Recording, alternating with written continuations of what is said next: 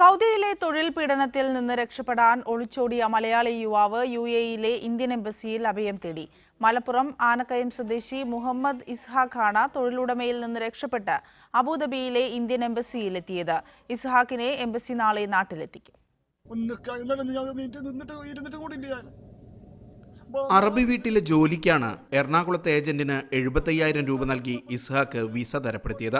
എന്നാൽ ജോലി സൗദിയിലെ റിയാദിൽ നിന്ന് 300 കിലോമീറ്റർ അകലെ സലഹ മരുഭൂമിയിൽ ഒട്ടകത്തെ മേക്കലായിരുന്നു. 2.5 മാസത്തോളം കൊടിയ പീഡനമാണ് ഇവിടെ അനുഭവിക്കേണ്ടി വന്നതെന്ന് ഇസ്ഹാഖ് പറയുന്നു.